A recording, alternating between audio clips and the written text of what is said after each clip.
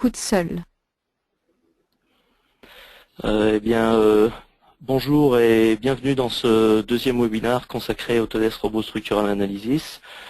Je m'appelle François Augière et je serai assisté de mon collègue Guillaume Chazal. Donc le sujet du webinaire de ce jour, c'est toujours les éléments finis, comme c'est la suite du premier webinaire. Et nous verrons plus particulièrement en fait les soucis de maillage incohérent sur les bords, les soucis de maillage et surtout comment corriger les problèmes qu'il peut y avoir avec le maillage. Alors d'abord un petit rappel, ces webinaires sont annoncés sur notre site autodesk.com/help-webinars, sur le forum français de robots et sur les forums anglais. Aussi par mail, vous recevez des mails pour vous annoncer les sujets des prochains webinaires, parce que quand vous vous inscrivez pour les séries de webinaires. C'est aussi annoncé sur le blog de nos collègues VillageBeam, ainsi que sur les réseaux sociaux. Et donc la précédente session est disponible. Vous recevrez par mail suite à ce webinaire, le mail vous donnera les liens vers la présentation qu'on va diffuser aujourd'hui, ainsi que vers l'enregistrement de la session qui sera disponible sur YouTube. Et donc vous aurez aussi là dans cette présentation les liens vers la précédente présentation, la première partie donc sur les éléments finis, et vers les vidéos aussi sur YouTube. Il faut savoir, enfin, je le répète enfin, mais en fin de cette session, que vous trouverez aussi sur notre forum français un post qui est consacré au feedback pour ces webinaires. Et donc vous aurez là aussi toutes les réponses aux questions qu'on n'aura pas eu le temps d'adresser pendant cette session, ainsi qu'un lien vers la vidéo sur YouTube et vers la présentation. Alors un petit rappel rapide sur ce que sont ces webinaires. Donc on traite un sujet particulier d'un robot. L'optique, c'est de l'aborder d'un point de vue support, c'est-à-dire c'est par rapport à tout ce qu'on peut avoir comme remontée au support. Et donc un souci dans le logiciel et comment le traiter et comment le résoudre, quelles sont les solutions que nous proposons au support pour résoudre vos soucis d'un robot. La forme, donc, c'est une présentation et une alternance de présentation et de manipulation en direct dans le logiciel de 20 à 40 minutes. Le reste de l'heure est consacré ensuite à répondre à vos questions que vous pouvez poser tout le long du webinaire. On vous y répondra par écrit et à la fin en live aussi dans la partie questions-réponses. Donc ces webinaires sont pas similaires à une formation qui dure une journée, 2 journées, où on peut vraiment aborder des sujets très larges. Là, c'est des sujets plus qu'on peut approfondir aussi, mais ce sont des sujets plus pointus et bien déterminés. Donc le webinaire d'aujourd'hui, les problèmes de maillage incohérent, maillage qui ne génère pas ou qui se génère de manière incorrecte. Donc quelles sont les causes liées à ces problèmes de maillage, éléments finis, comment repérer les symptômes, même les symptômes avant-coureurs, c'est-à-dire avant de mailler, pour savoir quelles sont les zones qui vont sans doute poser problème dans votre modélisation. Et comment bien sûr corriger ces problèmes, et aussi quelques conseils pour génériques qu'on avait déjà rappelé dans la première session, comment mettre toutes les chances de son côté pour que le maillage se passe le mieux possible. Je peux d'ores et déjà annoncer le sujet du prochain webinaire, qui sera dimensionnement acier, donc création du modèle de calcul en vue du dimensionnement acier et attribution des paramètres réglementaires. Donc des choses qu'on a déjà vues mais que je pense utile de préciser. Il faut savoir que donc dans les causes possibles de soucis de maillage, on va dire à 80%, 90% du temps, c'est des problèmes de modélisation, c'est-à-dire des modélisations qui sont imprécises, incorrectes. Par exemple, des panneaux qui sont censés être mitoyens, qui sont censés avoir un bord commun et qui ne sont pas tout à fait communs, ou les panneaux qui se superposent légèrement, ou aussi quand il y a des barres qui interviennent dans la modélisation élément fini, des barres qui sont censées être sur le bord d'un panneau qui n'est pas tout à fait sur le bord d'un panneau. On peut voir là, par exemple, on a une espèce de concentration de maillage qui semble anormale ici, et en fait c'est dû à, quand on zoome un peu, à une imprécision. Ce panneau étant modélisé très légèrement à côté du bord de l'autre, le logiciel est obligé de mailler plus fin dans cette zone. Voilà, et c'est ce genre de choses qui peut poser des soucis. Alors il faut savoir, pour un panneau donné, qu'est-ce qui un petit rappel sur les points d'accroche du maillage. Qu'est-ce qui fait que le maillage s'accroche à un endroit spécifique? Donc tout objet défini à l'intérieur ou sur le bord d'un panneau sera traité comme un point caractéristique, c'est-à-dire un point d'accroche du maillage. Le logiciel va mailler et il y aura des nœuds qui seront générés, des nœuds de bord de maille qui seront accrochés sur ces points d'accroche. Donc ça peut être voilà, les points caractéristiques d'un panneau. Vous voyez que ce panneau rectangulaire qui aurait dû être modélisé, on va dire en 4 points caractéristiques, les 4 nœuds d'angle, hein, en fait 4 clics pour le modéliser. Et en fait là il y a eu un clic peut-être malheureux, ou voilà. Et du coup ça fait un point d'accroche supplémentaire, et vous voyez que le mailleur est obligé de s'accrocher à cet endroit-là. Et c'est ce genre de souci voilà, qui peut aussi produire des maillages incohérents. La même chose avec une barre. Là on a une barre qui est sur le bord du panneau, dont l'extrémité ne va pas tout à fait à l'extrémité du bord qu'elle est censée recouvrir. Et donc là pareil, de la même façon, des mailles inutiles, et donc ça c'est source de problèmes lorsque l'on maillera. Ensuite, comment repérer les symptômes de ces problèmes? Donc on peut les voir même avant de mailler, c'est-à-dire que si par exemple vous avez un bord de panneau qui est, vous avez votre structure non maillée, et puis vous avez un bord qui semble plus épais que d'autres, un peu plus épais, ou vous avez des panneaux qui ne sont pas entièrement remplis. Ils ont un remplissage normalement qui est de couleur grise. Parfois il arrive que, vous verrez que le remplissage ne remplit pas tout à fait le panneau. Ça c'est un indicateur, c'est deux choses de problèmes dans la géométrie. Donc je vais vous montrer ça dans le logiciel. J'espère que vous voyez tous mon écran.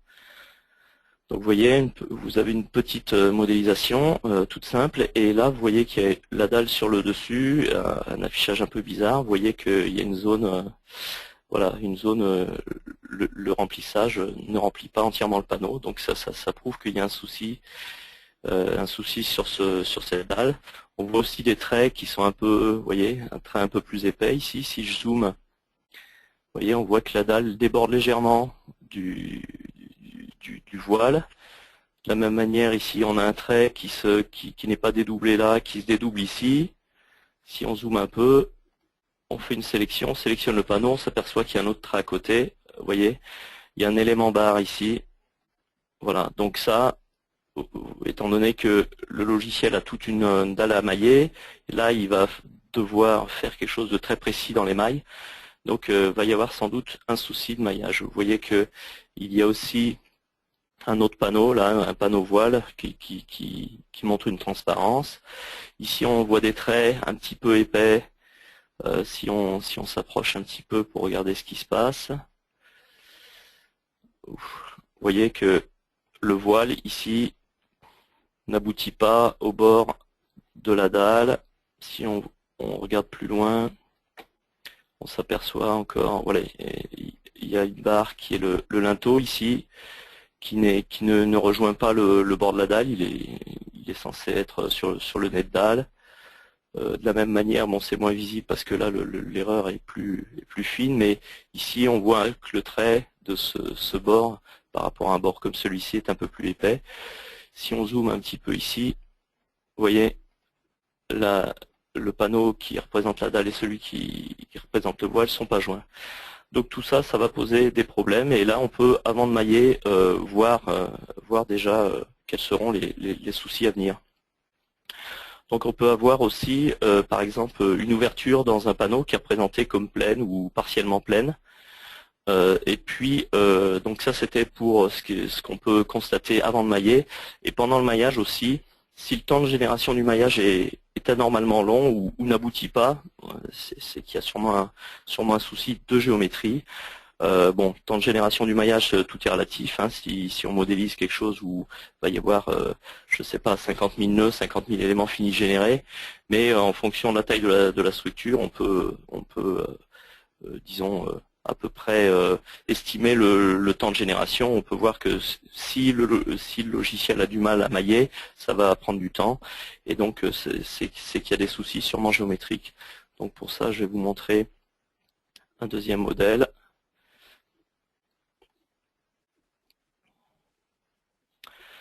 Voilà, donc vous voyez ce dont je vous parlais, vous avez des ouvertures là qui sont représentées ici et ici, qui sont pleines, enfin le remplissage voilà, rempli, et ici même partiellement pleine pour celle-là.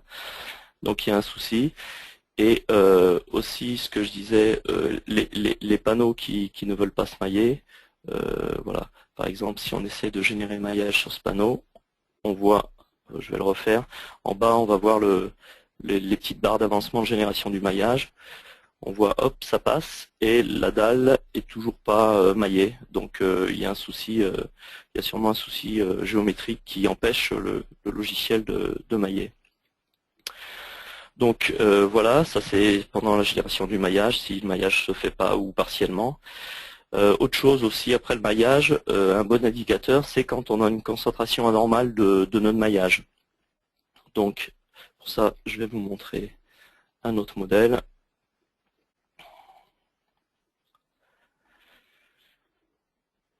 Voilà, donc un modèle qui, comme ça, paraît assez simple. Et si je génère le maillage local là-dessus, on va voir justement que le temps de maillage sur ce modèle, alors que le modèle est relativement petit, le temps de maillage, vous voyez, ça avance, mais doucement quand même, est relativement important vu la taille du modèle et ce qui semble être simple. Et on voit tout de suite, vous voyez, il y a près de 43 000 nœuds qui sont générés, alors que le modèle n'est pas très important. Et on voit une concentration de nœuds très importante, c'est très rouge sur les bords. Ce sont des nœuds de maille élément fini. Vous voyez, si je zoome, énormément de nœuds et les mailles qui vont avec ici des mailles toutes déformées. Voilà, donc là c'est aussi lié à des soucis géométriques. Donc quand dans un modèle après maillage vous avez des concentrations de mailles, ça prouve qu'il y a un souci quelque part. Et enfin, donc bien sûr, lors du maillage, vous avez, en fin de maillage, vous avez un message maillage incohérent sur les bords qui s'affiche, ainsi que vous pouvez avoir, mais qui est bien plus rare, le message élément distort.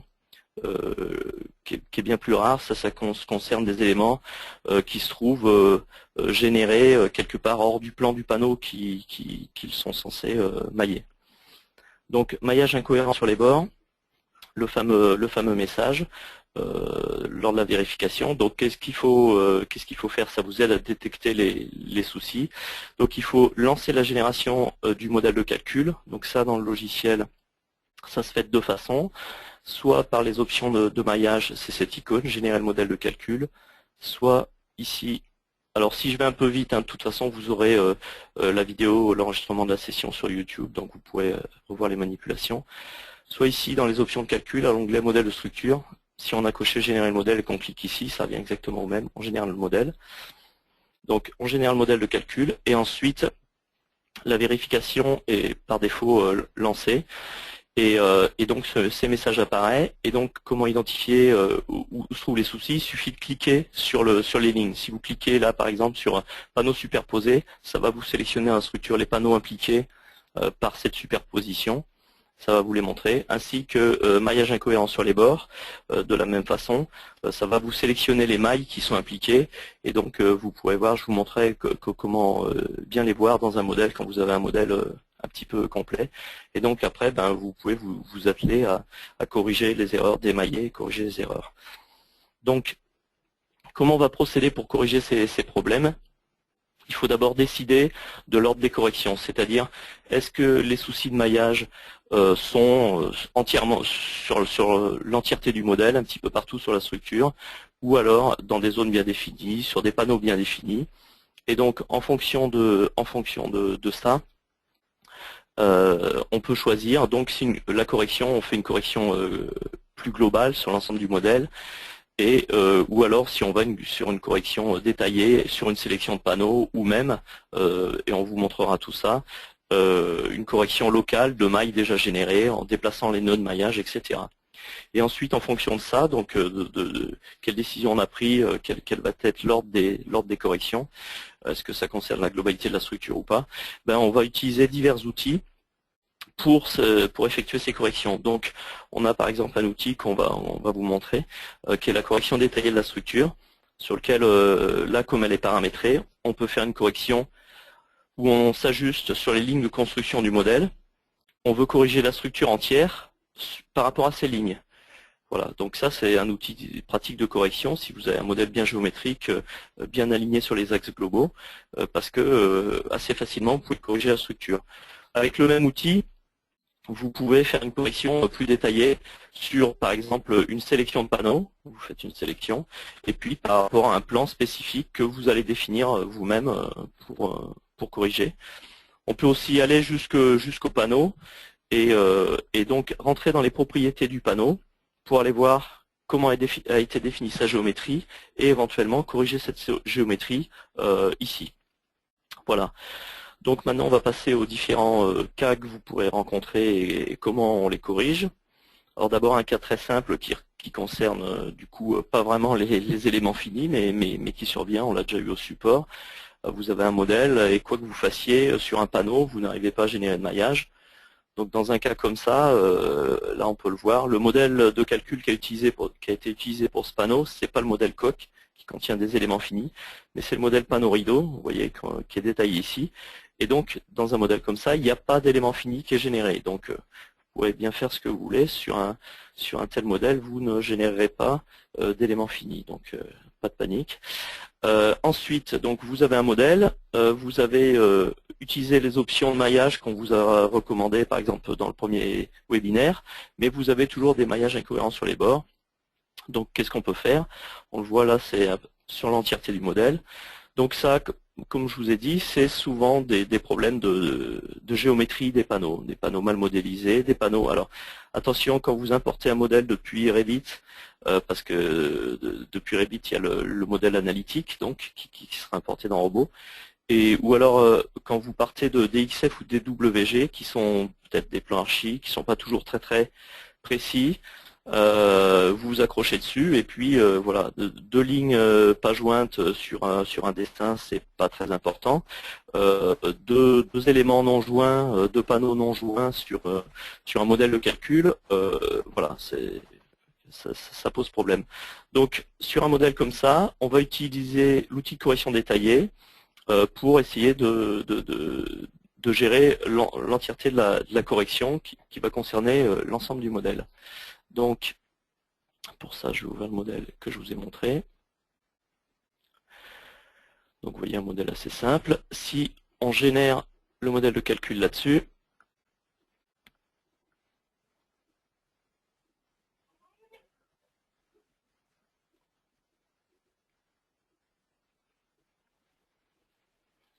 voilà.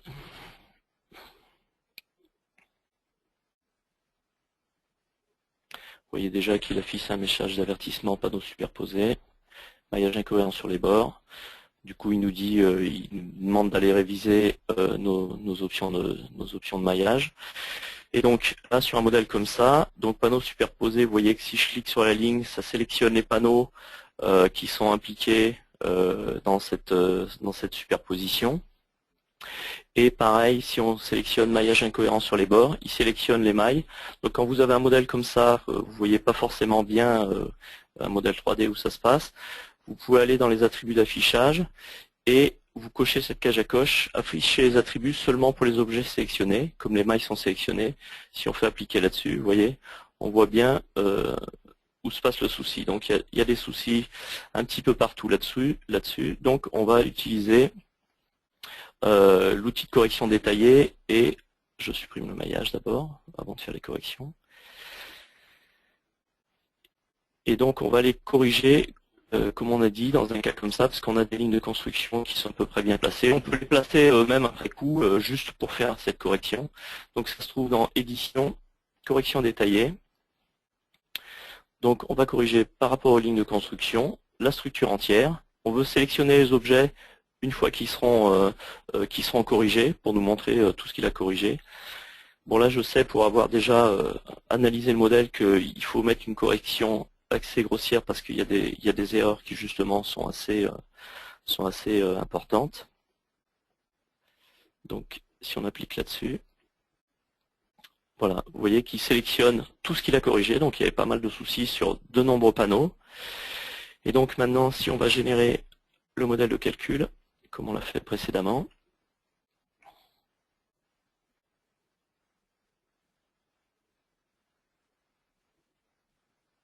vous voyez, plus d'erreurs de maillage. Donc voilà, on a corrigé assez simplement l'entièreté du modèle, alors qu'il y avait beaucoup de soucis de maillage. Donc ensuite, on peut effectuer la même chose sur une sélection, comme je vous ai dit, et par rapport à un plan particulier. Donc, on va charger le modèle que je vous ai montré tout à l'heure. Voilà, on a un modèle et on a une ouverture là qui visiblement n'est pas est représentée comme pleine, donc il y a un souci de géométrie, donc ça va se répercuter lorsque on va essayer de mailler le modèle. Donc on va sélectionner juste l'ouverture, on va toujours dans l'édition, la correction détaillée de la structure, ce coup-ci par rapport à un plan et seulement la sélection.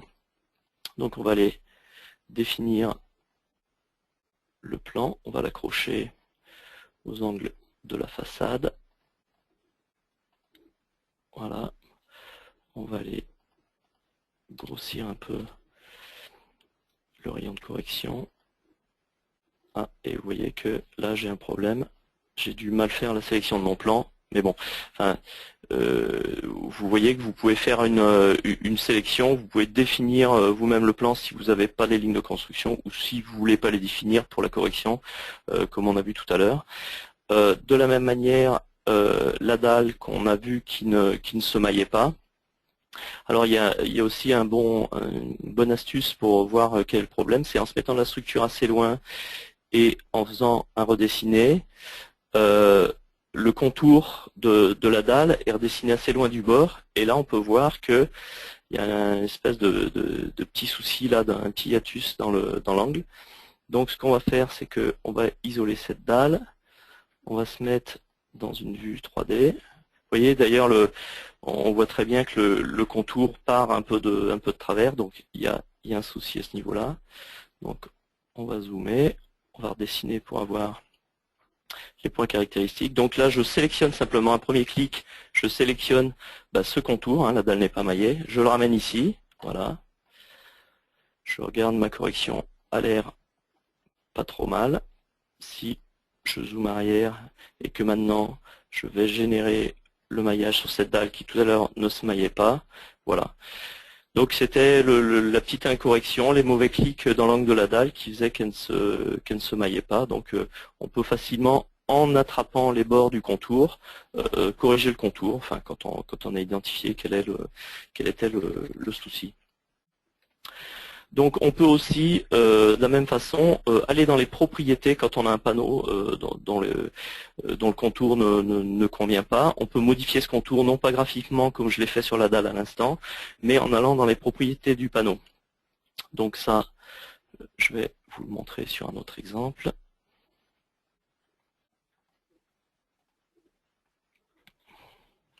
Voilà, donc on a un panneau tout à fait normal. Par contre, si on affiche les points caractéristiques de ce panneau, points caractéristiques, c'est les points qui ont servi à établir sa géométrie. Donc vous voyez que ici, il y a un point qui me paraît excédentaire, on va dire. Un panneau comme ça se fait en 4 clics, donc les 4 angles. Donc ce qu'on va faire, on sélectionne ce panneau, on va dans les propriétés, on ferme les options de maillage, on va dans la géométrie. Et là, quand on regarde la géométrie, on voit donc les nœuds d'angle, et donc on a 2 nœuds d'angle à -4 en X là, et puis ici on a un nœud, on ne sait pas trop ce qu'il fait celui-là, donc on le supprime, on applique la modification, oui, donc une fois qu'on génère le maillage sur ce panneau, voilà, le maillage est correct, alors que tout à l'heure, le logiciel avait une accroche non nécessaire, on va dire, ici, qui l'obligeait à mailler très fin dans ce coin-là. Voilà, comme ça. Donc, l'exemple suivant, c'est on peut aussi jouer sur les propriétés de maillage, parfois, lorsqu'une dalle ne veut pas se mailler correctement.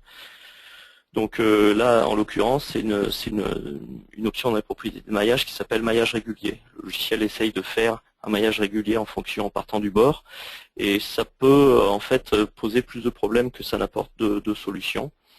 Donc je vais vous montrer l'exemple. Donc c'est un extrait de cette structure plus importante. Voilà, quand on génère le maillage là-dessus, hop, maillage incohérent sur les bords, et on voit, si on zoome, il sélectionne les 2 mailles, et si on zoome, vous voyez, on voit qu'il essaye de faire, ça c'est des petites mailles très étirées là, donc il n'a pas bien géré ça. Donc ce qu'on va faire, c'est qu'on va supprimer le maillage, on va sélectionner ce panneau, et on va dans ses propriétés de maillage, les options de maillage. Un petit rappel, ça, toutes les options de maillage, on les a traitées dans le premier webinaire. Donc vous pouvez, vous voyez qu'il y a une option qui s'appelle maillage régulier ici, je la décoche, OK. Et si je régénère maintenant le modèle de calcul, vous voyez que ce coup-ci, il a bien géré l'accroche ici. Il n'y a plus de problème. Donc les options de maillage aussi, d'un panneau en particulier, peuvent poser problème. Donc voilà, c'était pour vous montrer ce souci. Et on peut, donc ça c'est en allant dans les options de maillage, et on peut aussi corriger, si on a un modèle complexe et qu'on ne veut pas trop toucher sur les propriétés d'un panneau pour ne pas qu'il y ait de conséquences sur le maillage des panneaux mitoyens, etc. On peut aller modifier le maillage manuellement, le maillage généré. Donc en fait, ça, c'est le même exemple que je viens de vous montrer.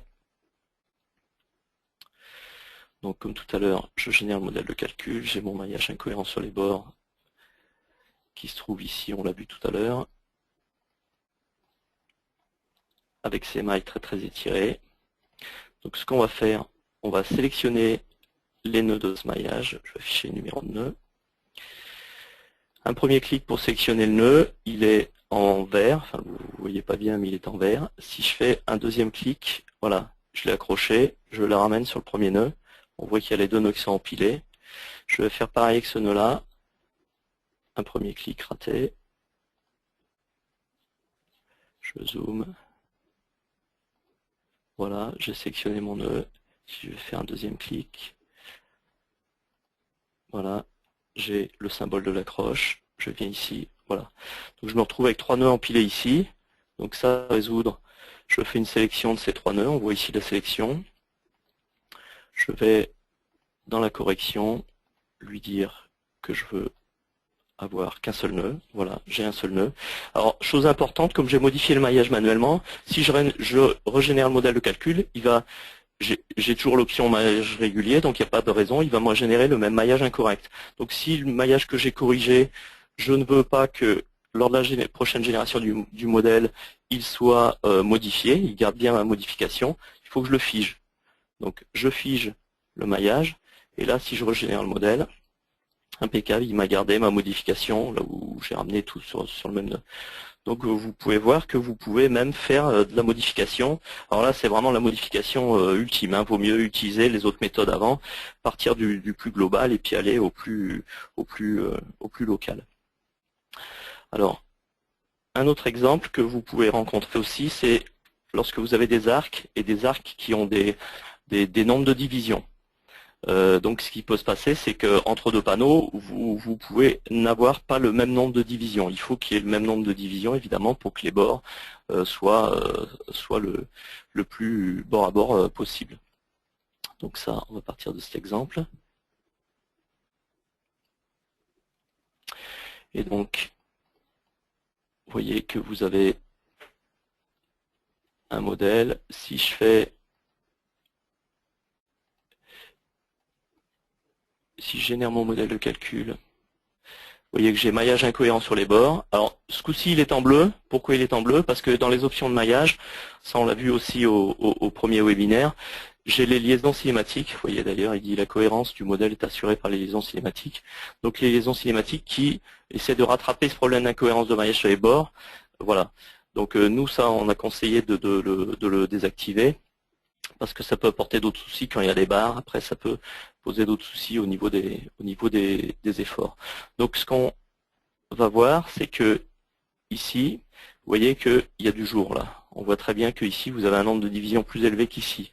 D'ailleurs, si vous sélectionnez ce panneau, vous allez dans ses propriétés, dans sa géométrie, option de maillage, on a la géométrie, et ici, on voit que cet arc, ce panneau était généré par un arc qui a 32 divisions. Et si on sélectionne, on va zoomer un petit peu en arrière, celui-là, propriété de l'objet, on voit que ici, il y a eu 10 divisions. Donc, ça ne se correspond pas. Donc, comme ils partent bien du même point de bout en bout, je vais sélectionner mon arc dans mes propriétés. Je vais m'occuper de la discrétisation, lui rentrer la même discrétisation que l'arc du panneau mitoyen. Je modifie ça. J'aurais dû démailler mon panneau avant, d'ailleurs. Voilà. J'applique. Oui. Et là, si je génère mon modèle de calcul, voilà. Plus de maillage incohérent sur les bords, et j'ai bien la correspondance parfaite entre les deux arcs. Voilà. Donc, alors, ce que vous pouvez voir aussi assez souvent dans un modèle, c'est donc un panneau enserré dans d'autres panneaux qui ne se maillent pas ou ne se maillent pas complètement. Vous voyez là, cet exemple-là, où le maillage est généré puis s'arrête en pleine génération. Donc, ce qu'on conseille de faire dans ces cas-là, c'est on démaille ce panneau et les panneaux mitoyens. Ensuite, on resélectionne le panneau, on génère le maillage local de ce panneau en premier, on génère ensuite le maillage local des panneaux mitoyens, et du coup, ça sera eux qui vont s'adapter à son maillage, et à ce moment-là, le maillage a des chances de mieux se passer. Et alors, ne pas oublier, enfin, là aussi, on est intervenu localement en sélectionnant un panneau, en générant le maillage local, ne pas oublier de figer le maillage des panneaux sur lesquels on a effectué cette modification. Sinon, dans la génération du modèle, l'ordre va être de nouveau celui que choisit Robot, et du coup, ça sera votre maillage modifié localement va être effacé. Alors, un petit rappel aussi pour les panneaux qui se croisent. Le logiciel ne fait pas de détection automatique d'intersection de panneaux. Vous voyez ici, vous avez deux panneaux qui se croisent, deux grands panneaux. Et ici au bord, vous voyez que le maillage ne se correspond pas. Les mailles ici sont là et là. Et donc là, il y a une non-correspondance. Ces panneaux ne sont pas joints du tout. À ce moment-là, il faut, pour que ça se passe bien, il faut que ce panneau, par exemple, soit découpé en deux panneaux. On voit son bord ici, le contour qui est ici et ici. Et à ce moment-là, comme il y a un bord mitoyen, les choses vont mieux se passer. Voilà. Donc, un petit rappel qu'on avait déjà évoqué lors de nos premiers webinaires, donc sur les options de maillage recommandées. Hein, c'est ce premier webinaire qui adressait ce sujet. Aussi, faites attention à bien adapter vos options de maillage à la géométrie du modèle. Selon que vous ayez un modèle qui soit un modèle une tour monstrueuse ou un modèle bien plus précis, adaptez vos options de maillage à la géométrie en fonction du bord, du plus petit bord de vos panneaux, etc. Voilà. Pour des structures qui sont très répétitives, comme la première structure qu'on a corrigée au début du webinaire, ce que vous faites, vous modélisez un premier niveau, vous le maillez. Vous corrigez les éventuelles erreurs, enfin vous détectez les erreurs de maillage s'il y en a, vous corrigez la géométrie du modèle avant de dupliquer. Hein, ça évite de répandre partout des maillages incohérents si le niveau de départ n'était pas modélisé correctement. Donc attention aussi aux modélisations quand on parle d'un DXF ou d'un DWG, qui peuvent être imprécis, on s'accroche dessus, après vous vous retrouvez avec des panneaux pas joints, on le voit au support, ça c'est souvent une cause de problème de maillage par la suite dans le modèle robot. Donc les points d'accroche, modéliser les panneaux de la façon la plus simple possible, hein. Un panneau rectangulaire, a priori, c'est 4 points d'accroche, pas plus. Plus vous faites de points d'accroche, plus ça donne des contraintes au logiciel et au mailleur pour qu'il aille s'accrocher sur ces points d'accroche, on l'a vu. Donc le plus simple possible. Hein. Voilà. Et adapter votre géométrie pour limiter les risques d'erreur. Hein. Ça, on l'a vu dans le premier webinaire. Des panneaux qui sont censés être des voiles, qui sont en fait plus une succession de. Il y a tellement d'ouvertures que c'est plus une succession de poteaux et de poutres, mais en éléments finis. Donc simplifiez votre géométrie au maximum. Hein. Évitez les barres qui arrivent à 2 cm d'un bord et des choses comme ça. Des petits détails qui, d'un point de vue calcul, feront pas beaucoup de différence d'un point de vue résultat, et simplifier la géométrie et aideront pour mailler. Voilà, alors des rappels de ressources utiles par rapport au sujet évoqué aujourd'hui.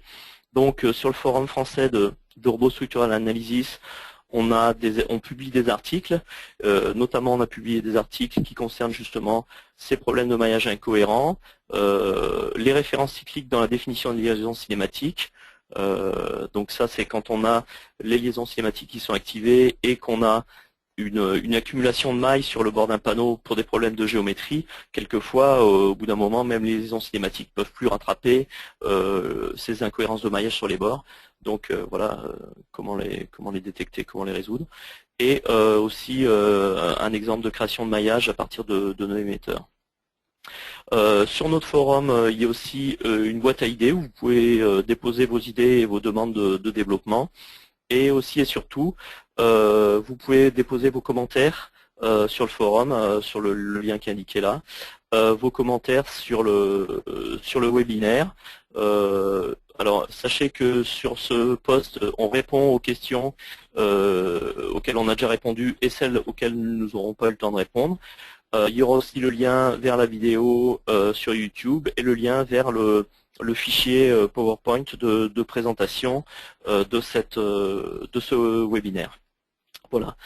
Donc maintenant on passe à vos questions sur le sujet.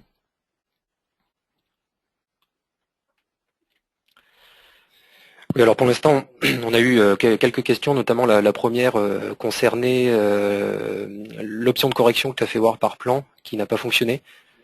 Si tu pouvais la refaire voir. Okay. D'après ce que j'ai vu, ça semblait être lié au fait à un point d'accroche, non, qui n'était pas défini correctement. Je pense, oui. Voilà. Après, si l'ouverture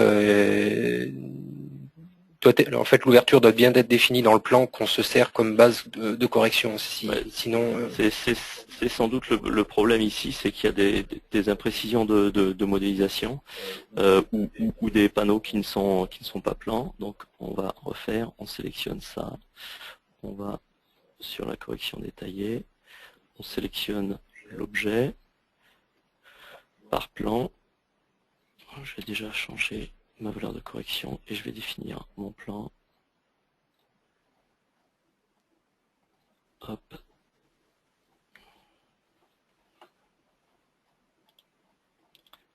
Point 2.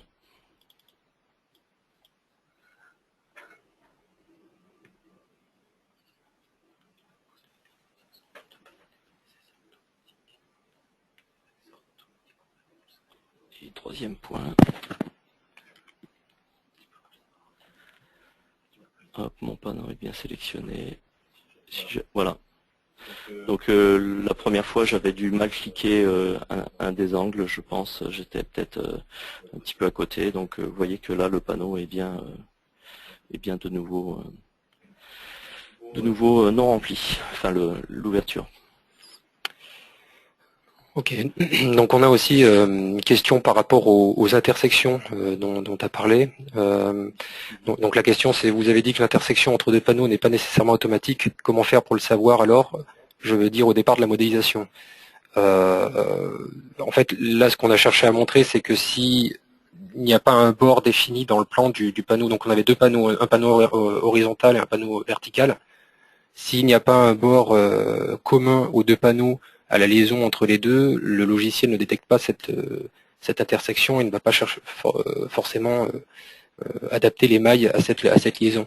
Donc là, depuis la version 2015, qu'on pourrait imaginer par exemple pour corriger ça, ça serait utiliser la fonction de division par plan en définissant un plan sur le plan soit vertical ou horizontal, de façon à créer cette accroche en fait.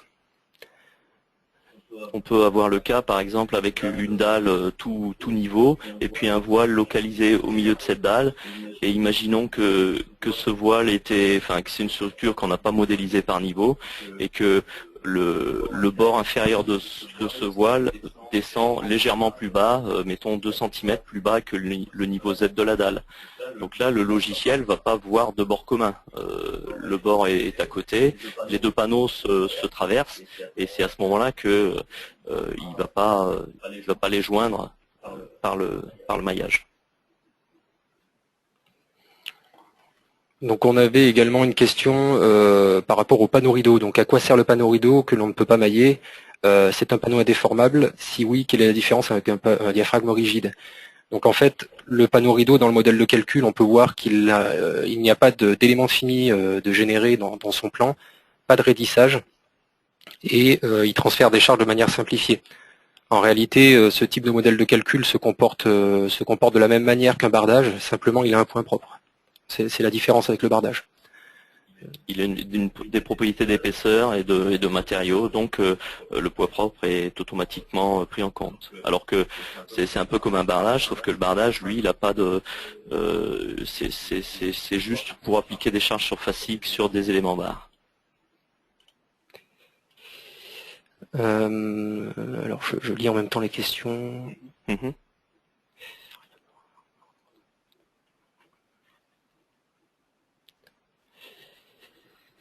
Alors on a une question par rapport à l'intersection entre deux cylindres. Alors l'intersection entre deux cylindres depuis, je ne sais pas si le but de la question est de parler des opérations booléennes ou ce genre de choses. Disons que pour ce type de modélisation, si vous en avez la possibilité, il est peut-être préférable d'utiliser des outils qui sont peut-être plus adaptés que Robot pour faire ce type de modélisation. Comme par exemple Inventor ou ce genre de choses. Parce qu'il est vrai que dans Robot, depuis la disparition d'A6, c'est difficile de réaliser des opérations booléennes avec plus d'un objet, enfin de deux objets en fait. Mais sinon, sur le principe, on peut arriver à faire ce genre de choses sur des géométries simples avec les opérations booléennes. Donc voilà, j'espère que ça répond en partie à la question. Ensuite, on a également une question, comment joue la tolérance sur ce genre de problème de maillage? Dessin à partir de WG trop précis, trop de chiffres après la virgule. Peut-on résoudre ce problème récurrent en augmentant simplement la tolérance au 1 cm par exemple? En fait, ça, on l'a vu avec l'outil, quelque part avec l'outil correction. C'est-à-dire que on peut ramener, on a vu qu'il y avait dans l'outil de correction détaillée, on avait ici la précision. Et donc, selon qu'on corrige, quelle que soit, à la limite, si c'est une ligne, un plan ou des lignes de construction, comme on a vu tout à l'heure, même des objets, le premier modèle qui avait plusieurs étages, il y avait des imprécisions de modélisation qui étaient très importantes parce que j'ai dû mettre 12 cm pour corriger tous mes panneaux. Et donc, on peut voir que quelle que soit la façon, si on a modélisé des panneaux incorrectement, ou si on est parti d'un import et du coup on se retrouve avec des panneaux qui sont pas là où ils devraient être, avec l'outil de correction, on peut ramener ça très facilement, quoi. avec des lignes de construction, ou si les lignes de construction n'existent pas, c'est très facile d'aller les créer juste, pas pour en tant que ligne de construction, mais juste pour aller corriger le modèle. On retrouve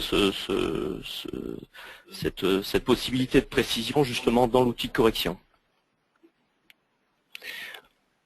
Alors, on a une question aussi sur est-ce qu'il est possible de faire un modèle avec des voiles en panneaux et des dalles en éléments coques. Alors je suppose que la question porte sur les éléments de construction, je suppose. En fait, les éléments de construction, c'est ce qu'on peut voir donc sur l'écran de François, donc sur la droite là. Si. Voilà, c'est en fait des outils qui permettent de créer facilement des voiles, des dalles, ce genre de choses, mais en réalité, l'élément que vous allez créer, par exemple en élément de construction voile, reste un panneau.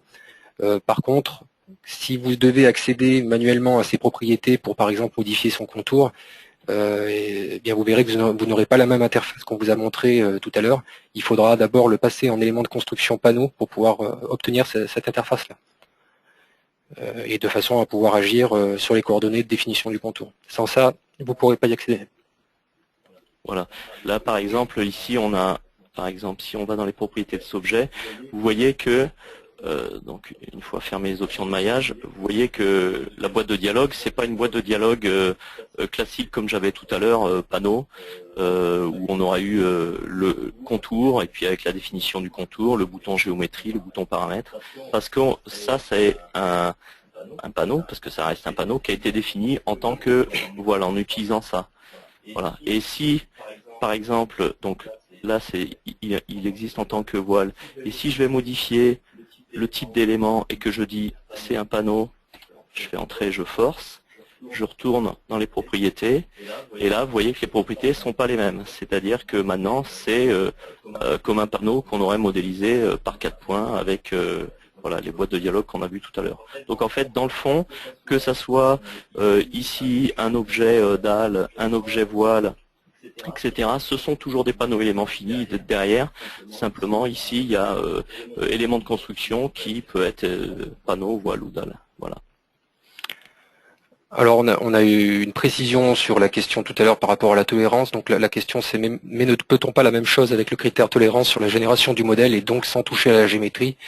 On va dire que ça serait possible. Simplement c'est peut-être un peu dangereux dans le sens où il faudrait être certain à l'avance que l'imprécision soit partout la même quelque part.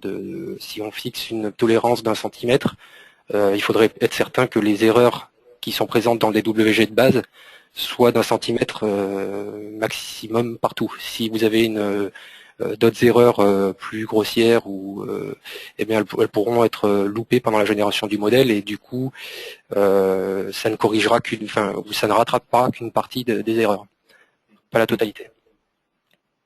Il vaut mieux être sûr géométriquement de son modèle plutôt que de, en gros, lui dire sois moins précis quand tu génères le modèle de calcul.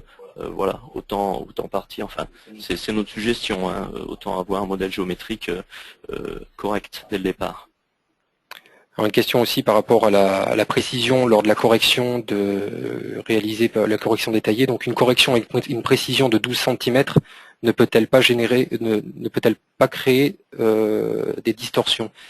Alors oui. Oui, éventuellement. Sauf qu'il faut être. Enfin, pourquoi j'ai choisi 12 cm dans l'autre modèle, c'est parce que il y avait vraiment des choses des éléments, mettons des bords de panneaux, qui auraient dû être joints et qui ne l'étaient pas, et d'environ, je sais pas, 10 cm. Donc si j'avais mis moins, ça n'aurait pas corrigé ça. Et par contre, effectivement, il faut s'assurer qu'on n'a pas des choses qui doivent rester quelque part disjointes. J'ai corrigé par rapport aux lignes de construction avec 12 cm, que j'ai pas un élément à 11 cm d'une ligne de construction qui ne doit pas, au final, pour le calcul que je veux effectuer, qui ne doit pas être à l'emplacement de cette ligne de construction. Parce qu'effectivement, là, ça le corrige aussi. Voilà.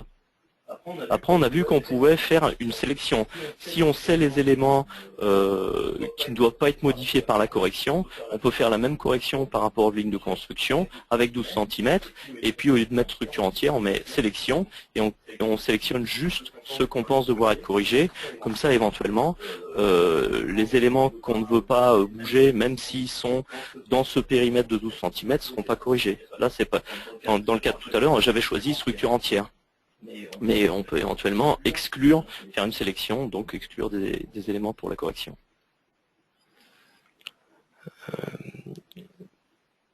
Alors, on a eu également une question par rapport aux imports sur Revit que Safi a répondu. Donc, la question était quel type d'erreur d'import depuis Revit connaissez-vous? Donc, ce qu'on a répondu, c'est lors de l'import d'un fichier Revit, les informations importées sont entre autres les informations géométriques provenant du modèle analytique de Revit. La géométrie est importée telle qu'elle est définie dans Revit. Il n'y a pas d'erreur ou de problème d'import d'éléments dans Revit dès lors que l'objet Revit possède un modèle analytique, sol, mur, porteur, ossature, etc. Les problèmes pouvant se retrouver dans Robot sont des problèmes de géométrie déjà présents dans Revit.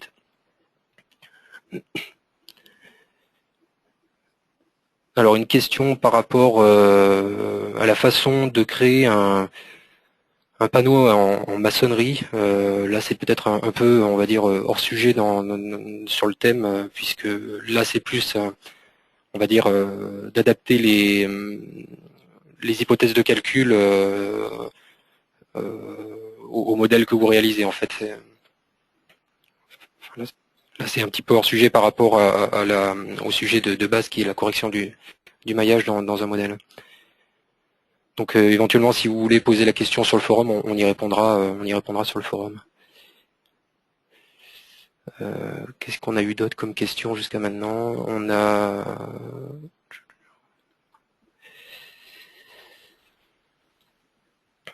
Donc on a une question aussi comme comment peut-on obtenir des lignes de construction à partir de modèles? Pour ça, en fait, vous pouvez créer des lignes de construction avec l'outil de ligne de construction en définissant les points, en cliquant directement les points sur la structure. Donc vous avez de la même manière que vous créez des lignes de construction d'habitude, soit à l'onglet cartésien ou ligne arbitraire, vous pourrez créer des lignes en cliquant les différents points sur lesquels vous voulez positionner des lignes de construction. Et ensuite, l'idée est d'utiliser l'outil de correction détaillée de façon à caler les différents objets sur ces lignes de construction. Et vous pouvez rentrer très facilement, voilà, si vous voulez ramener ici, hop, j'ai créé la ligne de construction à cet endroit-là. Je vais en mettre, donc je suis en X, donc je vais en mettre une ici, tac, voilà, mettons, hop. Puis après, je passe aux lignes de construction en Y. Je clique simplement sur ma structure. Hein. Il y a rien de bien complexe. Hein. Autant s'accrocher sur ce qui existe. Tac. Voilà. Donc tout à l'heure, le modèle que j'ai montré à plusieurs étages avait déjà les lignes de construction qui étaient créées. Mais vous voyez que c'est très facile de créer des lignes de construction en s'accrochant simplement au nœud. Voilà. On pourrait imaginer que pour corriger ça, on s'accroche, on accroche la ligne de construction ici, voilà, et puis en Z, voilà, tac, tac, tiens d'ailleurs on voit que, j'imagine que le Z il devait se trouver à 3 mètres, là on a quelque chose qui n'est pas tout à fait à 3 mètres, donc on peut éventuellement modifier ça, quoi. C'est-à-dire qu'on en crée une à 3 mètres, celle-là je la supprime, voilà, ça alignera sur le 3 mètres. Et puis voilà, 6 mètres. Voilà. Et donc après, voilà, les lignes de construction sont créées. Et puis on peut corriger par rapport à ça. C'est très facile. On s'accroche sur l'existant. Il faut quand même un peu zoomer. Hein. Bon, là c'est un modèle géométriquement très simple. Voilà, mais voilà. Donc et après on peut servir de ces lignes de construction pour corriger.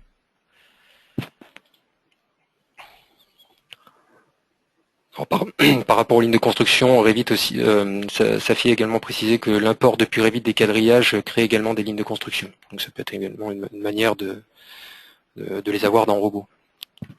Okay.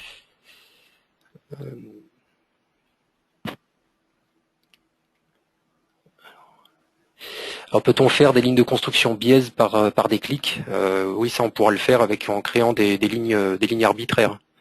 Oui.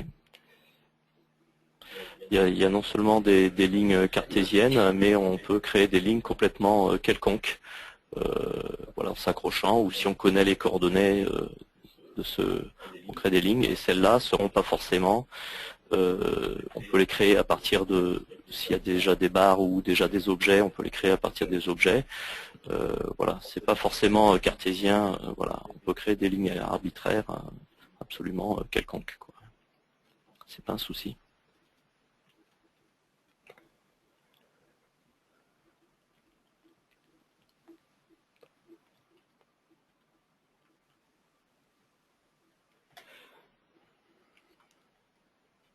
D'autres questions? Alors on en a une, mais qui est probablement peut-être un peu hors sujet également. Comment peut-on modéliser de la façon la plus approchée de la réalité un plancher de reprise avec des poutres de reprise qui ne sont pas forcément alignées avec le voile du dessus qu'elles vont reprendre? C'est un peu plus une question de conception, ça, que vraiment lié au sujet du jour, qui était quand même les soucis de maillage élément fini. On peut éventuellement, effectivement, si vous posez la question sur le forum, on y répondra. Là, c'est pas tellement dans l'optique de ce webinaire. Après, si la question était orientée dans le sens de comment s'assurer que le maillage de la dalle, bien que la poutre ne soit pas alignée avec le voile, soit correct, si la poutre est décalée par rapport au bord du voile et qu'elle est bien dans le plan du panneau, normalement vous ne devriez pas avoir de problème de maillage. Je ne sais pas si c'était le but de la question, mais si c'est ça, si le décalage est suffisamment important et que ça ne peut pas être interprété comme une erreur de géométrie, normalement vous ne devriez pas avoir de concentration de nœuds et pas de problème de maillage dans cette localisation. Oui, à partir du moment où une barre est dans le plan d'un panneau, que ce soit une dalle voile, qu'elle soit en bordure ou partiellement, ou dans le plan du panneau partiellement, elle sera intégrée au maillage. Donc il y aura bien une liaison entre les deux qui sera faite à l'issue du maillage. Donc là pour l'instant on n'a pas d'autres questions, on a fait le tour pour l'instant. Je ne sais pas si d'autres questions vont venir. Ce qu'on a prévu de faire également, ça sera comme pour le premier, c'est-à-dire de remettre l'ensemble des questions et des réponses qui ont été apportées pendant le webinaire ou sur notre forum, donc sur la page de feedback, de façon à ce que ce soit plus facile pour vous d'avoir l'ensemble des réponses. Alors, on a deux autres questions. Alors après avoir maillé, peut-on retirer certaines mailles pour faire une ouverture? Disons que on ne conseille pas de le faire comme ça, quoi. Parce que si on retire des mailles, ça va faire un petit peu comme le modèle que je vous montrais au début, où on avait des ouvertures et qui étaient pleines. C'est très facile de faire une ouverture dans un panneau, hein. Si on a un panneau plan et qu'on vient faire un contour à l'intérieur d'un panneau plan, c'est forcément reconnu comme une ouverture. Donc plutôt que de retirer les mailles, ce qui veut dire retirer les mailles, ça veut dire que il va falloir que le logiciel ne régénère pas ce panneau, donc il faudra le figer, et comme le maillage de ce panneau ne sera pas régénéré, qu'est-ce qui va se passer par rapport à ce panneau ou en périphérie de ce panneau? Alors que vraiment pour faire une ouverture dans une dalle, il suffit de faire un contour. Voilà, j'ai fait un panneau, ce coup-ci, vous voyez que par défaut c'est contour ouverture. Je dessine. Voilà, c'est tout de suite reconnu comme une ouverture. Donc là, il n'y a pas de souci. On conseille de le faire comme ça, plutôt que de venir retirer des mailles. Ouais, je vois pas tellement l'intérêt, quoi. Au moins là, le modèle est conforme entre le panneau, son ouverture, et le maillage qui sera généré. C'est bien ce qu'on aura prévu, quoi.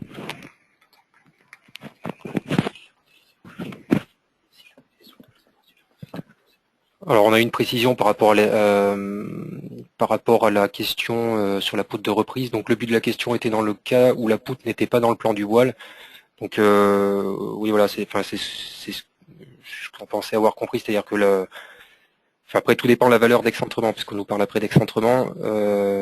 Si vous avez deux façons de le faire, soit vous modélisez l'axe neutre de votre poutre décalé par rapport à l'axe du voile. Mais ça, en fonction de la valeur de décalage, eh bien, la poutre, étant dans le plan de la dalle, vous risquez d'avoir une concentration de nœuds à proximité entre poutre et voile. Sinon, on peut imaginer peut-être utiliser l'attribut d'excentrement. Vous modélisez l'axe neutre de la poutre sur la tête de voile et vous utilisez l'attribut d'excentrement de façon à l'excentrer de la valeur que vous voulez. Après, il faut juste voir si cet excentrement-là a un réel intérêt d'un point de vue calcul ou est-ce que c'est juste d'un point de vue représentation que vous en avez besoin. Puisque, enfin, voilà. Après, c'est une hypothèse de calcul. Si vous estimez que c'est nécessaire, à ce moment-là, on peut imaginer le faire comme ça.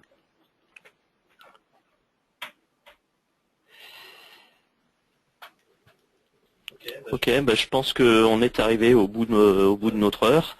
Donc, comme vous l'a dit Guillaume, pour les questions, à la fois celles auxquelles nous avons répondu et celles qu'on n'a pas eu le temps de répondre, on va mettre ça donc dans la partie feedback sur le forum français de robots.